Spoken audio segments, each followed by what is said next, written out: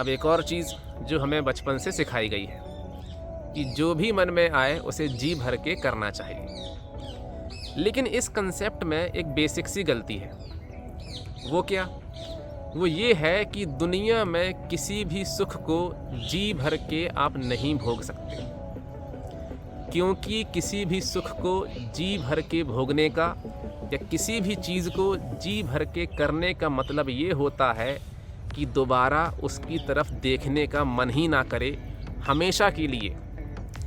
यहाँ पे मैंने बोला है हमेशा के लिए, ये बहुत ही गौर करने वाली बात है। हमेशा के लिए किसी सुख से मन भर जाए ये असंभव है। हम किसी भी सुख को जी भर के भोग ही नहीं सकते। हम केवल तब तक भोग सकते हैं जब तक भोगने की शक्ति ख़त्म ना हो जाए। उसके बाद हम फिर से रुक जाते हैं, इसलिए नहीं कि जी भर चुका है, इसलिए क्योंकि शक्ति ख़त्म हो चुकी है, अभी शक्ति इकट्ठी की जा रही है।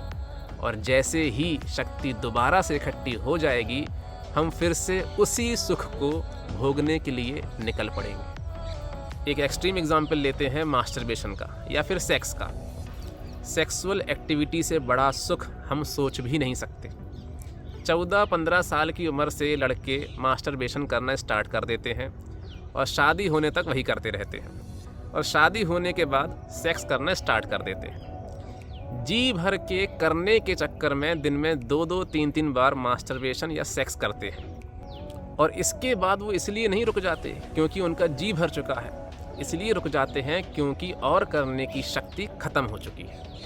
अभी शक्ति इकट्ठी की जा रही है, और जैसे ही दोबारा से शक्ति इकट्ठी हो जाएगी, फिर से पहुंच जाएंगे करने के लिए।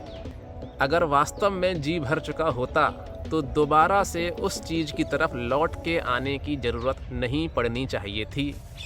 जैसे जब हमारा मन किसी इंसान से उठ जाता है, हमारा किसी से भरोसा टूट जाता है, तो हम दोबारा उसकी शक्ल भी नहीं देखना चाहते। इसे कहते हैं जी भर जाना।